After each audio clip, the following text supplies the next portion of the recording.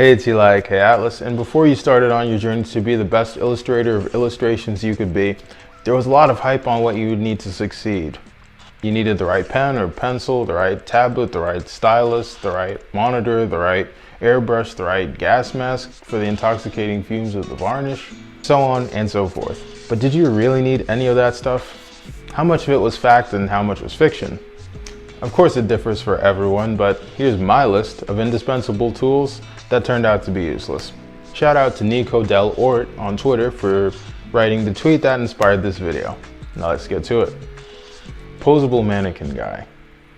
Yeah, the anatomy on this guy is nothing like on a real person. So without seeing what goes where, it kind of makes him more action figure than study guide.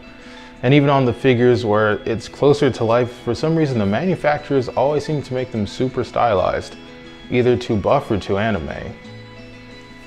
Weird. Tracing paper. If you were like me and used a lot of how to draw the insert famous company or artist way, you'll remember tracing paper was a big part of the drawing process. But in the real world, since I'm not drafting for architecture or anything, I have no use for trace paper. Ever. I don't even own a light box, but even that would be a better tool for tracing than trace paper from what I've seen. French curves. These are tricky because I own and have used French curves on a very select few occasions. While they're cool to look at and fun to use in the rare as a black line events I've encountered, the Art Nouveau effects they're trying to replicate can be done marvelously on computer these days. And if I need to do Nouveau on paper, I mean, I'm more likely to freehand it. Kind of a shame. Cotton stubs. Back when I was doing more pencil and line art focused work, an artist I was a fan of, who was also doing pencil focused work, told me that they use these things called cotton stubs to blend their pencils to get better gradients. Awesome, I said. So of course I went and bought them. Later I realized all I had to do was roll up a tissue and there the cotton stub was. Would have saved probably 10 bucks for the same result. About wraps it up for this week's video. Make sure you guys comment, like, subscribe, and share if you liked this video. New videos every Monday, every Friday. Make sure you guys tune in and subscribe. Click the notification bell when you hit that subscribe button. Let me know what you guys think in the comments below. What are some tools that were really hyped and then once you actually got into drawing you found out you didn't need them at all?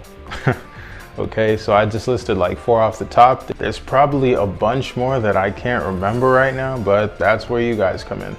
Let me know what your guys' most useless tools are again, and make sure you leave some comments and suggestions for what video and what topic we could talk about next week. Could be something online, it could be something with movies, games, trivia. I don't know why I said trivia, but you get the idea. I'm open to any topic related or unrelated to art. So if you want to hear my thoughts, make sure you leave a comment below. And I always get back to everyone, so let's make it happen. And I would say if you got something out of this video, but this wasn't the type of video to get anything out of. So if you did get something out of this video, that's good.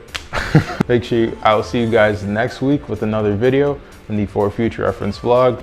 This Sunday, gonna do another speed drawing tutorial, whatever's on my desk. As always, thank you guys so much for watching, and I will see you guys later. Sceny, smutny sumie, a ty to, że scena, scena w